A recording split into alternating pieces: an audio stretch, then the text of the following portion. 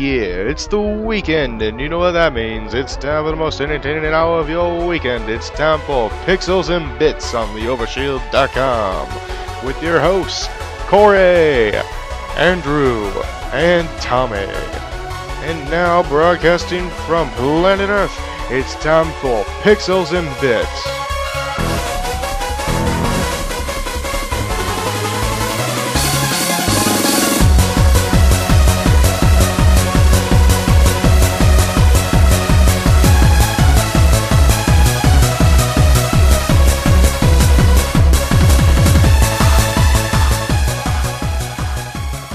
Welcome to Pixels and Bits on the Overshield.com. My name is Cory. Hi. Tommy, what episode is this? 35? 35, I want to say 35. It's episode 35 on Pixels and Bits on the Overshield.com. My name is Cory. I am the host of this marvelous podcast, and I am joined by my co-host, Tommy. Hello, everyone. Hello. And this is the post-SGC podcast. There's not a whole lot of news this week, so let's just blow through the news desk. Hit the music.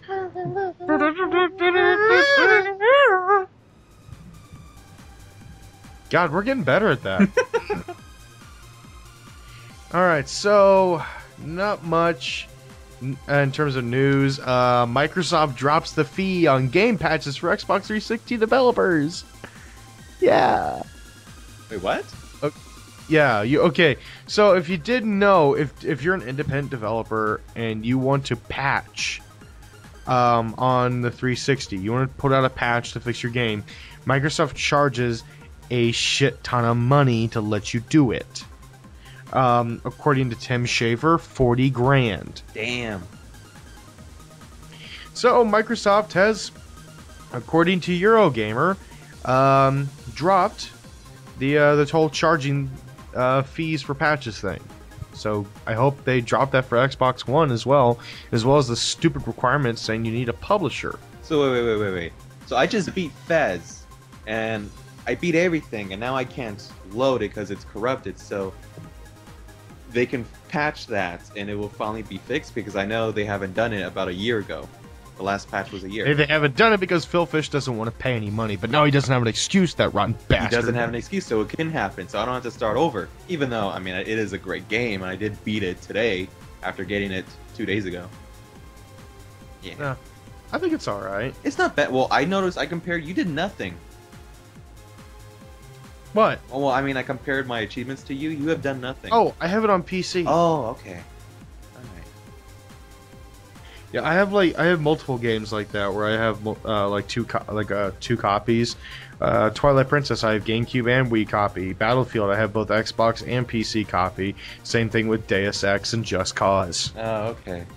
Stuff like that. Just because, like, I like to see if my PC can run it. If it can run it better than my console, I'll then try and mod the shit out of it.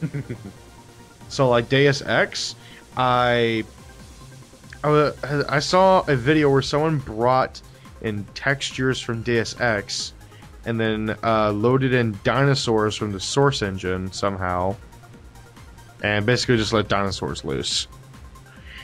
Don't know if that was an actual mod, but if it is, that's the coolest freaking thing ever. Instead of just, oh, I'm going to sneak around and shoot guys, I'm going to let dinosaurs loose in the building. Wait. Okay, well, back to the Xbox Indie charges. Yeah, okay, we've been going, we got really off track. No, there. I think there's an update for what it costs. For an update for how much it costs? Well, how much it's gonna cost. Well, the update is now it's free. Yes. So yes. Yes. It better be patched, damn it. Polyton. What's the company? Polygon, right? Polytron? Yeah. Yeah. I noticed you use their gamer pick. Yeah, because I think it looks cool. It does look cool.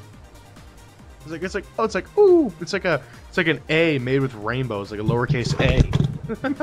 Yeah, too excited you dropped your mic or something? I dropped the mic fell off my desk, so yeah. Next story. Sony says that even though there was a great slew of game announcements at E3 this year, there will be more at Gamescom. Yeah. Yay! So if you're wondering when Gamescom takes place, it's in Europe on August 21st to the 25th. So we can expect some game announcements then. Hopefully something new from Naughty Dog. Yeah. Like a new Uncharted. New Uncharted? Maybe, yeah. A fourth one? Why not? Uncharted 4, Drake gets lost in Antarctica. Realistic snow!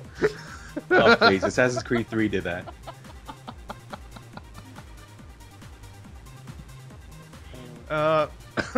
Speaking of some of the games that they were announced at E3, you remember the Order 1886? And nobody really knew what the fuck that game was. Still don't. Alright, so guess what? Ready at Dawn has actually said what the game is. Okay. You have to tell people what the game is. You screwed up in the announcement. So, The Order 1886 is a third-person action adventure with shooting mechanics. Okay, I got the shooting part, but not the third person. That's what I thought too. I mean, so if it's like I don't know, kind of like the Infamous route or whatever. I'm just trying to. There's many ways to take the whole third-person control scheme. I just think of Lost Planet.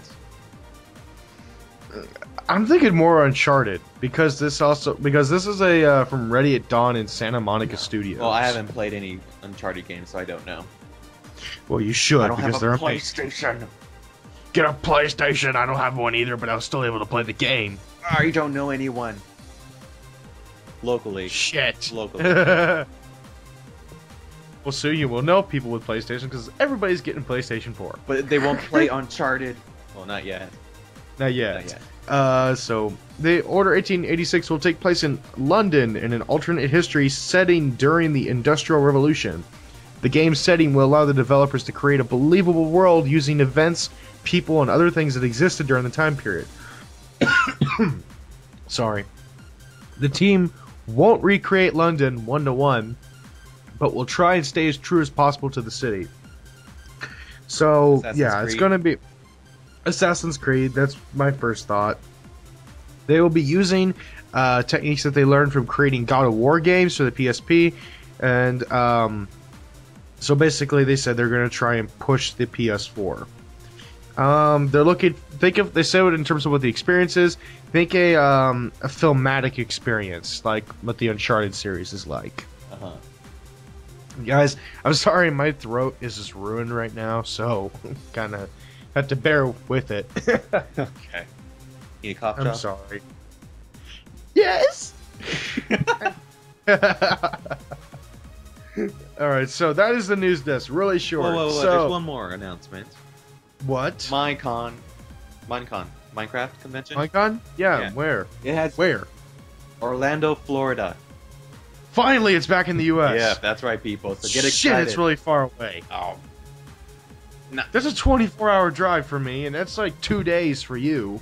Yeah, that's really far. Unless I take a plane, which will be like 3 or maybe was it 3 hours? You son of a bitch! Well, you can take a plane too, can't you? My airport. I don't think they do Orlando anymore. Oh, well, that sucks to be you. So now I had to fly out of either St. Louis or Kansas City. Damn. LAX for me. Ah. Ah. Anyways, is that it? Let me double check, but I think so. That's what really the news that matters, anyways. Oh no! What about Kingdom Hearts? How 1.5? That was all made from scratch, pretty much. Really? Yeah, you didn't hear that? Like, let's see. Let me try to find that. That was pretty big. It's like it took a lot longer to recreate because the original file was lost, I believe. Really? Yeah. Couldn't they just rip the original file from a game disc? I don't know. Well, I'm trying to look for the story, but... Anyways, moving on to... You can move on. That's pretty much what it was. Move on. Let's move on to the middle segment, which I guess is the whole post-SGC thing. I have no idea where to even begin on the whole event. So, Tommy, maybe just ask me questions and we can get started on that. All right. How was the opening ceremony? Let's see. Opening ceremony. I'm actually trying to remember because there was so many great panels that like things kind of blend. Okay. And opening ceremony was kind of cool. It was basically the Screw Attack guys coming out saying hi and everything, saying that we made this possible, and they're like, oh yeah, Sean organized this whole thing, so we made a video dedicated to Sean. And it was basically just slow motion video of him sexy posing in a hoodie and it's like grayed out and everything, so this looks like a Victoria's Secret ad. Oh, that's great. Do you have angel wings? Yes, I think he wore angel wings at one point. Okay, then it is a Victoria's Secret ad. There you go. Maybe he did. I don't remember, but opening ceremony, cool. But I think it wasn't the most memorable panel. Okay. It really wasn't. That was mostly Saturday for me. Saturday was really interesting because I started out with Jared, and that was really cool because he's really damn funny and how he can, how witty he is on the spot and everything. So that was really cool.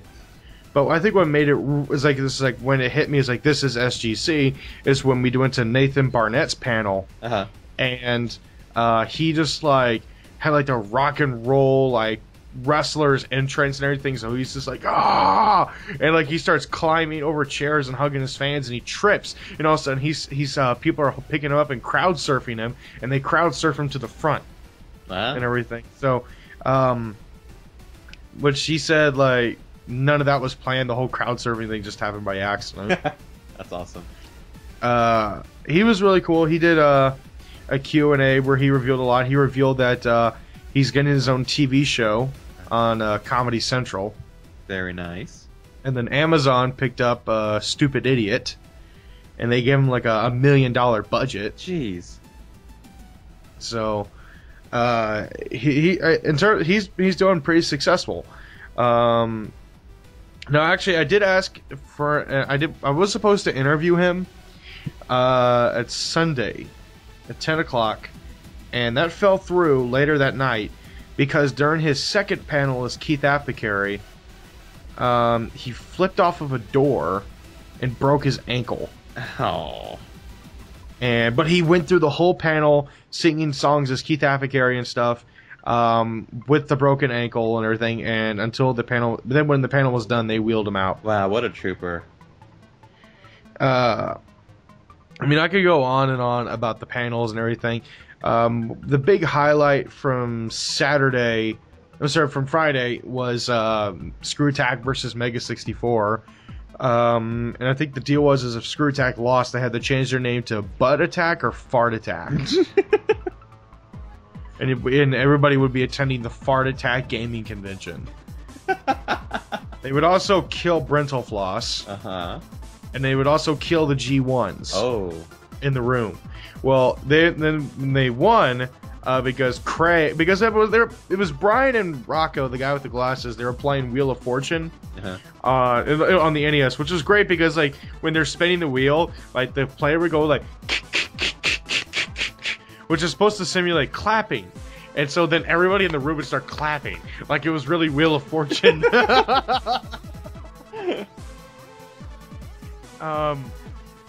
And that game froze. So then Craig is like, hey, you know what, guys, what we should do? We should do Mike Tyson's Punch-Out and see who can last the longest against Mike Tyson. And I'm just like, oh, Christ, you're asking Brian to do this? So the Rocco lasted 25 seconds, and he predicted Brian would last 23 seconds. Brian lasted 23 seconds. Wow. So Mega 64 won. And jokingly, Screw Attack's like, okay, we'll change our name to Fart Attack. And then they were like, yeah, we want to kill Brenda Floss and you guys, but Twitch just told us that we can't kill people. And so they didn't kill Brenda Floss, but I caught Rocco and Angel, the director of Awesome, walking out of the panel, and I was just like, you guys promised you were going to kill us, so I ask that you kill me right now. So there's a photo of me on Facebook where I'm laying dead on the ground. Rocco's foot is on me with him holding up his copy of Mike Tyson, and then Angel is just like, no! But I think my two favorite panels that stuck out to me was the Acclaim Team Iguana reunion, the guys who created Turok, because they were essentially pioneers for 3D shooters. I mean, if you really look at it, Turok was the first true 3D shooter. Okay. Well, for consoles. Oh yeah. Oh, okay. For consoles, it was. And the idea, and it was also the first, I think, to introduce the idea of aiming and strafing in a circular pattern. So I don't know, but Turok I thought it was a pretty fucking cool game as a kid. I still think it's a pretty fucking cool game. I got my copy signed by the developers, and I'm pretty sure I'm the only person in that whole con that was able to get that, because they kicked us out of the panel room because they were going into Adam Sessler's panel. Oh, so good for you. You lucky bastard. If you guys want a signed copy of Turok for the N64 signed by the developers, I'll take a Ferrari for it. Seriously, I'm serious. Okay, you're serious. All right. I'm being serious. A little bit. Maybe. Nah. And then the best panel was Mario Party After Dark. And that was because I saw more energy in there than I have in sports games. I've been to like big football games, like 80,000 people, like basketball games where you see fans fight and shit like that. Like that kind of energy and everything in music festivals, and I've never seen that kind of energy anywhere else over a fucking video game. It's Mario Party, of course. It gets intense. Yeah. Mario Party, it's where friendships are lost. Exactly. And it was Mario Party 1, so you're guaranteed to drill a hole through your hand, too. Which Jared did. Oh. Yeah. He had 4 separate blisters on his hand just from the joystick. Jeez. Yeah. Ah, memories, though. And they were all drinking. They were all also drinking very heavily on stage. Well, you got to. Well, let's see. It was Destin as Wario, Sam as Luigi, Jared as Mario, and Chad as Yoshi. And so what they did is they had everybody buy shirts for what your team was. Team Yoshi, Team Mario, Team Luigi, Team Wario. And so I went with Team Yoshi, and they segregated the panel room into 4 separate sections for each team. So you'd be hearing people go like, Yoshi, Yoshi, just cheering over a game character. It's awesome. And then I thought what was hilarious is when like Lauren walked on stage, and all of a sudden the crowd just starts going, Lauren, Lauren, and she's just like, wait, what did I do? And then Chad's like, guys, I got an idea. I'm gonna see if we can get these people to chant anything. Sharpie, Sharpie, Sharpie.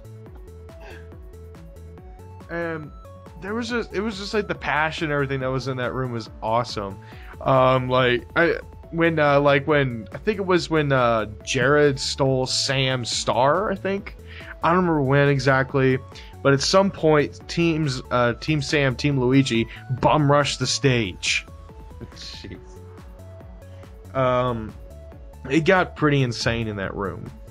The second most energy I ever saw was probably at the Iron Man of Gaming when they revealed Killer Instinct.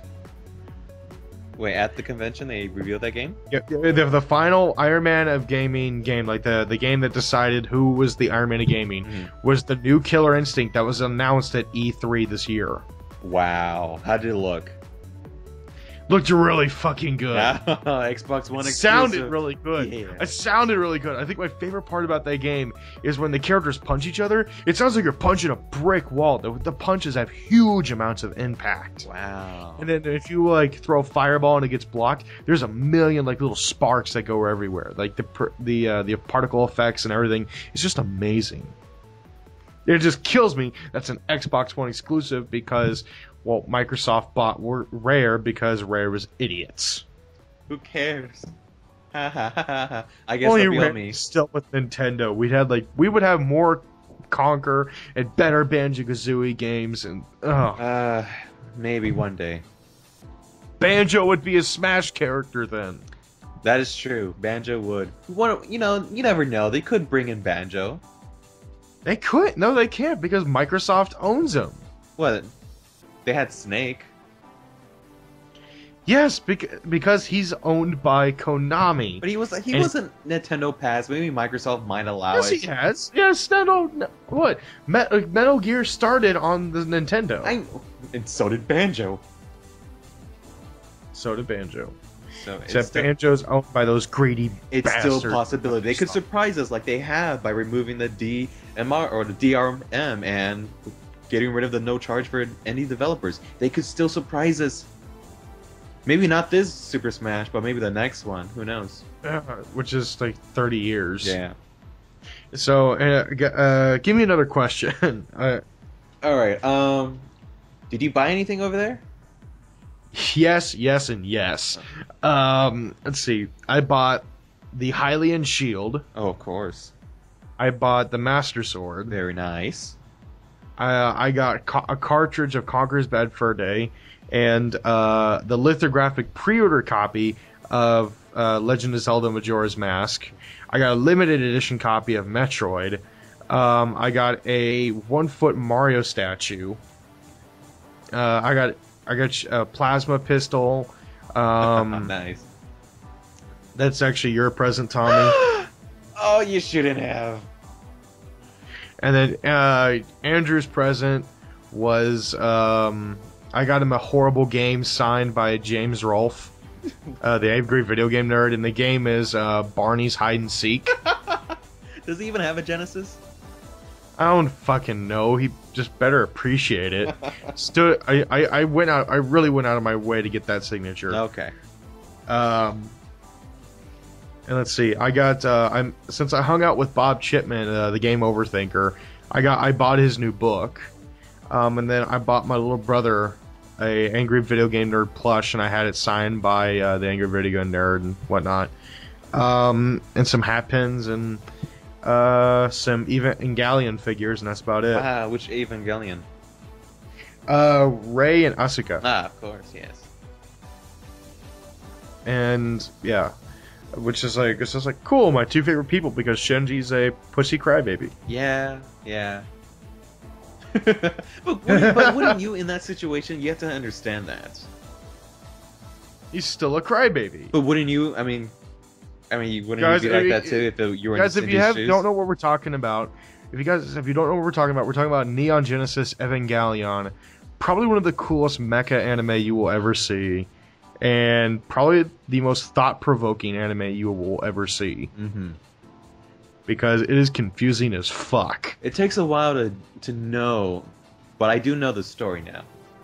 But it takes too long. Until you watch End of Evangelion, and that whole thing just fucks everything.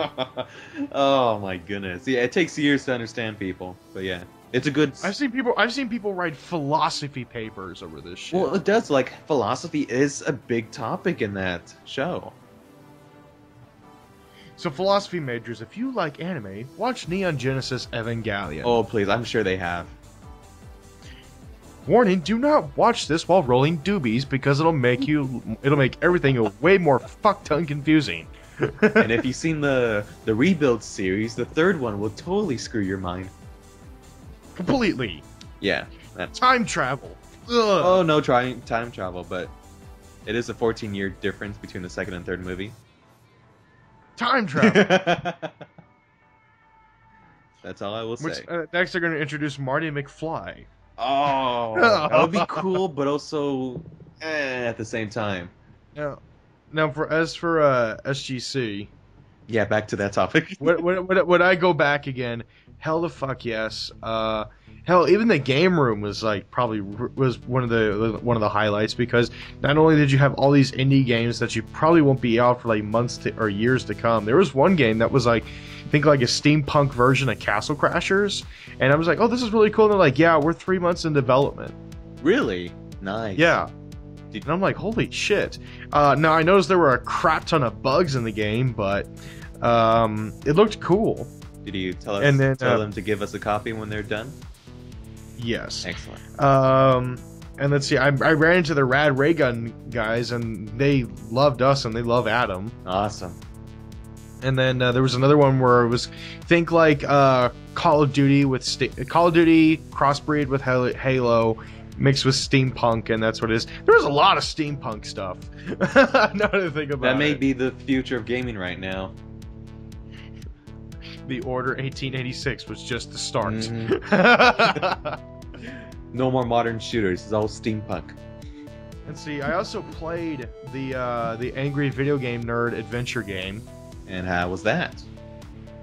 It's fucking hard. Oh, okay. It's really fucking hard. I sat there and played for 10 minutes, and I was only able to get to the 3rd checkpoint. Jeez. It is. No, I mean, it is just brutal. It is absolutely brutal. But it has like the ABG and like charm and everything, and especially like the power ups are great. Like you pick up what looks like Jesus, like Terminator Jesus's head, and it turns out like when you unleash it, you unleash Super Mecha Death Christ 5000, and he's like going through the whole screen with like his tank body and shooting missiles and shit, and it kills all the enemies. Or there's another one called you do the Glitch Gremlin, and he like fucks up the level that makes it easy for you, so like enemies get out of your way or like stuck in walls and shit for a little bit. Okay. It's really cool. I'll do it if I'll put up an official preview video sometime next week. Right now Manny has all the footage from SGC, and I just need to get back from him because he's at Cosplay Con right now. Because as some of you might know, Manny not only works for us, but he works for Mission Start Podcast, which is a cosplay group. So he has other obligations besides us. Okay, so I have one more question. Besides the developers of Rad Ray Gun, did anyone else recognize you from the Overshield? Yes, I had some G1s recognize me as the Overshield, and I had some G1s recognize me under my writer alias, G1 Corndog 501, on Screw Attack for my writings. Very nice. Which I haven't written on Screw Attack for about a year now, but we're actually working on a new article to put up on there. I'm not going to spoil it when it's over because I think it's really good. Okay. Did we meet any subscribers? Do I have any subscribers on Screw Attack? Did you meet any subscribers from our... Yes, I did. Did I meet any... Yes, I'm sorry. Yes, I met some of the subscribers. One of which... actually, I had one ask me about... What was it? He was wondering what happened to Hall of Fame. Ah. And I told him just like, oh, that was one of our staff members, Colum. And Colum left, so when he left, that series kind of died. Kind of like with Screw Attack, when Jose left, there was no more Jose's Puntos. Or when Destin left, there was no more Armory and stuff like that. Yeah. So like it's like when we have like certain staff members, I give them their own shows, and like say Tommy, like if you left, there would be no more AT. Yeah, most likely. Yeah. Yeah. So it's just like I, as much as I would like to think I would like to continue shows and everything, it's just it's like I want to continue Hall of Fame at some point, but it's not my. I don't think it's my thing to do. It's not my say to do so, because that was Column's show. Mm-hmm. Oh well, that was me being a little sad for a moment. That's okay. Let's see.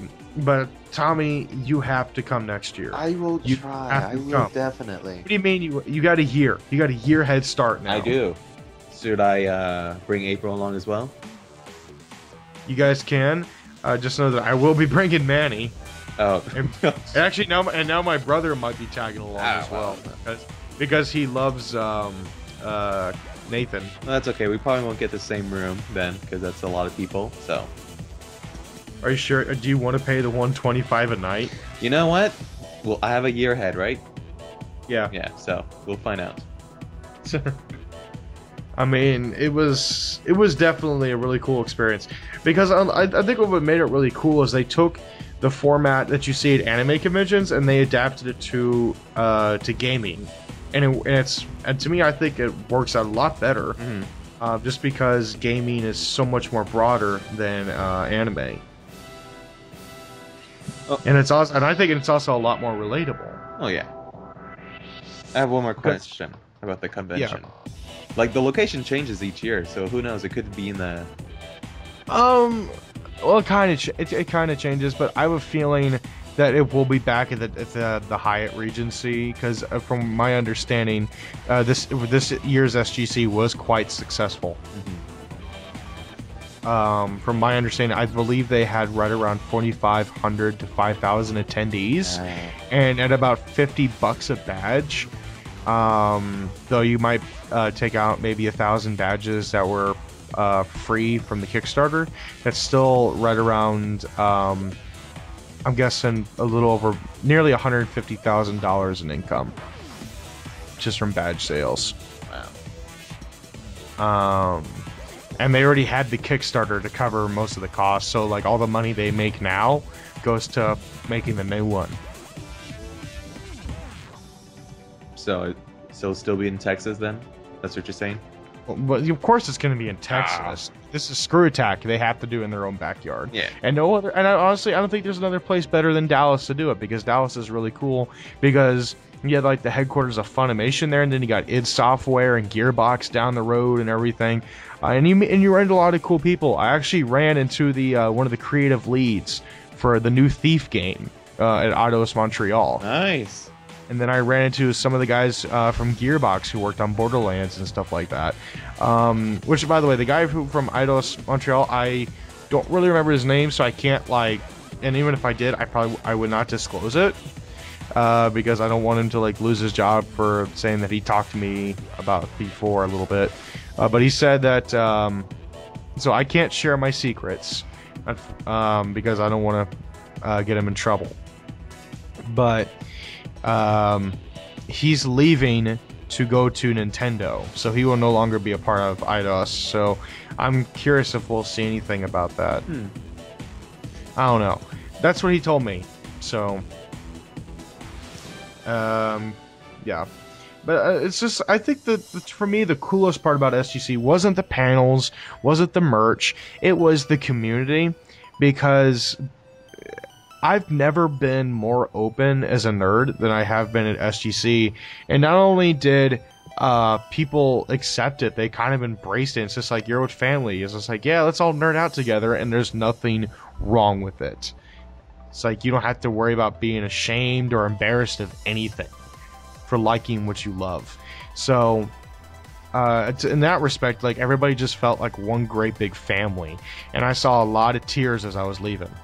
Oh. All right, then I'll see you next year. So yeah, I just like, I just think of, like, to me, like, SGC is like the gamer family reunion. You may not know these people, but you will come to love them. So that's how I saw SGC. Were you in tears, Cory? Actually, when I was leaving, yeah. Oh. I did not want to leave, just because it's just like I found my home. And it is this convention. Wherever it shall be, it is my home. And yeah. Anyways, so that's kind of my whole little spiel on SGC. I know Manny saw quite a bit that I didn't.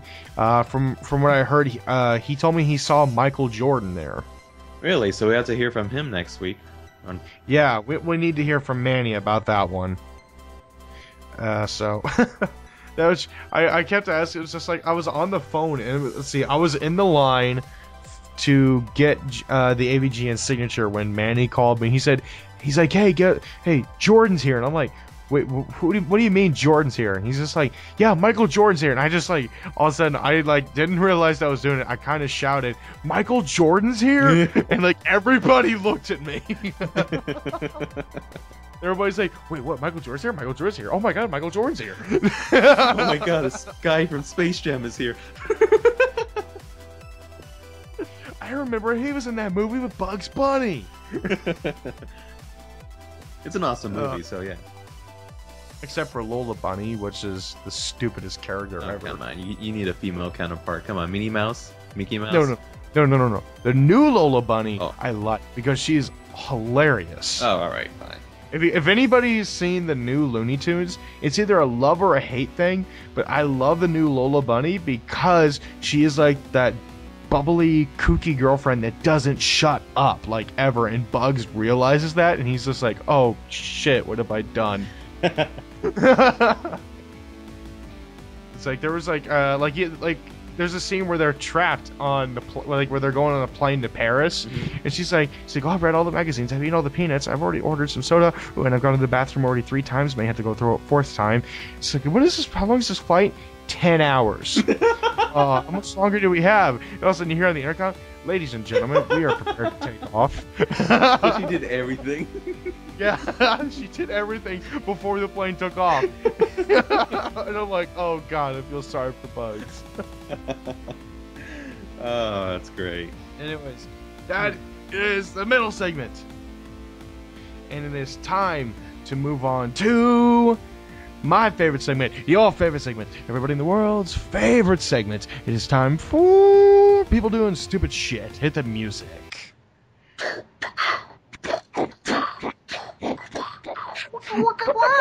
Yeah.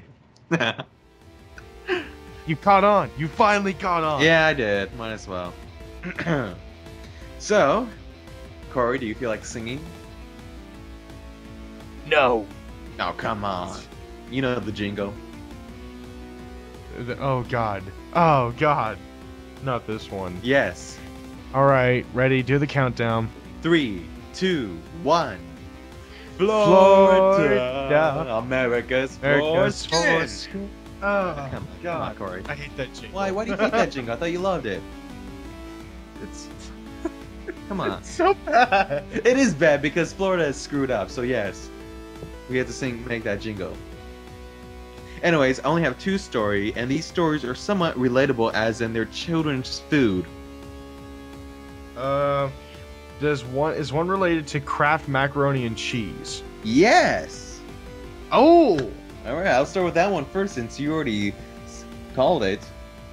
Anyways, Randy, I'm not gonna say his last name, allegedly stabs brother after macaroni and cheese goes missing. That sounds like something that like me and my brother would do when we were younger. This man is 49 though. Yeah, we're not that stupid. Yes. Randy, 49, is accused of stabbing his younger brother following an argument about missing macaroni and cheese. The witness told deputies that Randy and his brother, who is 47, Edward, started arguing over Randy's missing macaroni and cheese. His younger brother helped him look, but during the mac and cheese hunt, Edward knocked over the beer Randy had been drinking. The spill allegedly made Randy even angrier, and deputies say he began waving around a knife and wound up inserting in his brother's stomach. Damn. Yeah! Randy allegedly admitted that I poked him with a little with the knife, but He poked him? Yeah, he poked him. poked him with a little. Alright, that's a good explanation. That's a good explanation. Then let him go. Let him go. Yeah, but I mean, you steal my mac and cheese, I stab you, pretty much. Well, damn, dude, I was just about to eat mac and cheese. I actually had mac and cheese for lunch today. It's really good. I'm now afraid I'll stab somebody if I eat mac and cheese. Well, no, that's if your mac and cheese goes missing. That's right. I'm in a house full of crazy people right now, so I'm afraid it's going to go missing. All right. All right. So, my final story. Sorry, it's only 2. I mean, there wasn't really much good dumb stories. But this one's a good one, I think. Again, it's like a children's food item. Can you guess this one? Gummy worms. No. I will. Okay, I'll give you a hint. Damn. It's a liquid. Bug juice. Bug juice? What? I never heard of that. What? Yeah. You never had bug juice? No. Oh man, you're missing What's out. bug That juice? must be like a Midwestern Must thing. be, because I never heard of that. Alright. I'm missing out. Well, it's Kool-Aid. I was gonna guess Kool-Aid actually. Well. Next. Oh well. You failed. Anyways, but yeah. Screw you. Brandon punches dad over how to make Kool-Aid. Dad, you put in too much sugar. Dad, damn it. Yeah, pretty much. Brandon is a... Which, who doesn't want enough sugar in their Kool-Aid, man? Yeah, come on, sugar high. Sugar high, man. Especially with great Kool-Aid. No. Oh. And of course, the people that I'm talking about are black. If that has any... Oh, come on. Come on, the stereotype. Is this also in Florida? Yes, of course. Oh. Brandon is accused of assaulting his father after an argument about how to properly make Kool-Aid in Florida. Let's see. Oh, man. The father is 48 years old and the son is 22 years old. When making Kool-Aid Wednesday, the father was saying he was doing it wrong. According to the police, Brandon did not like that one bit, so he didn't kindly take his father's advice and responded by punching his dad in the head 2 or 3 times before fleeing their shared apartment. His father is permanently disabled and uses a cane to walk. So yeah. Damn, what a bastard. I know.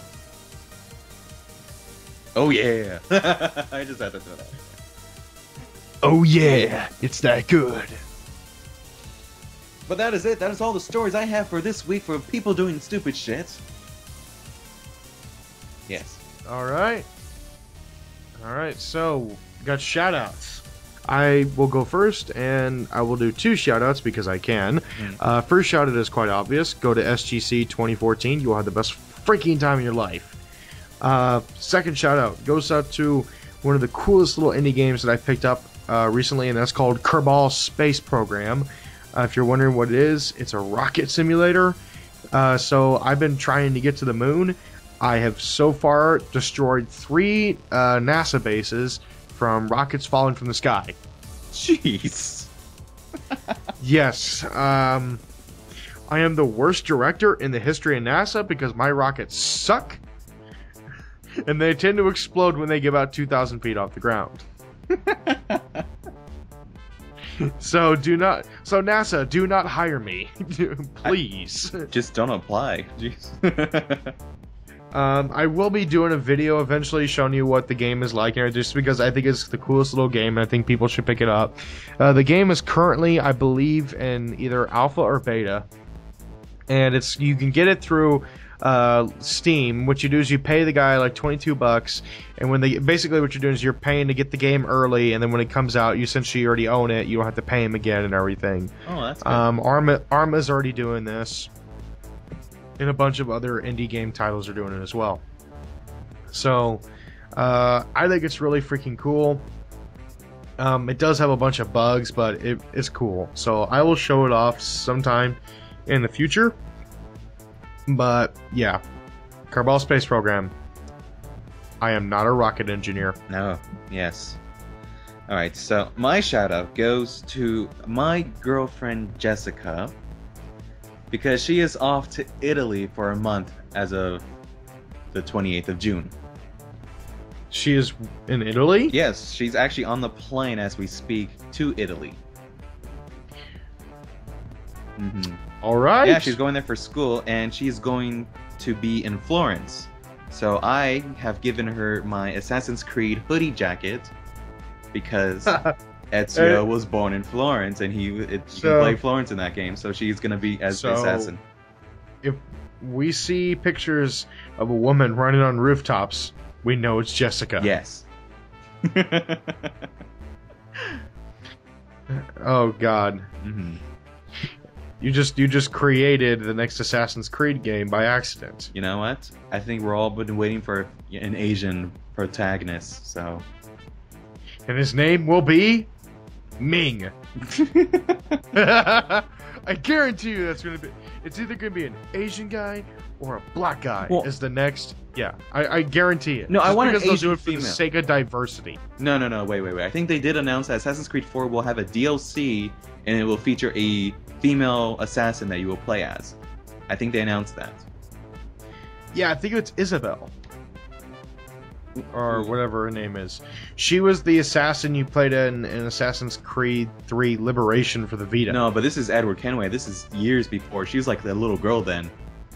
This is Edward Kenway. This is Connor's grandfather. She can time travel. Oh, please. Then that's why I call She's PS got on a the game. DeLorean. She's trying to get back to 1985. Someone actually told me, it's like, what if they remade that movie? And I'm like, it's like Ryan Reynolds as Marty McFly. Oh, I hope not. I can't take him serious. With Megan Fox as Marty McFly's mother and Michael Cera as Mr. McFly.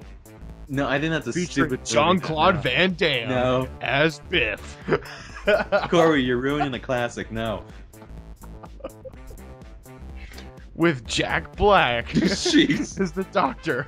No, you ass. How could you?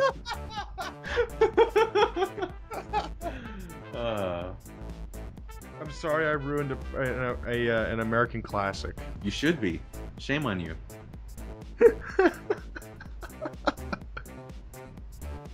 Anyways, that is Pixels and Bits, episode 34. Five. No, 35. Yeah. I did it again. My name is Cory. And I'm Tommy. We'll see you all next week, folks. Bye-bye. Laters.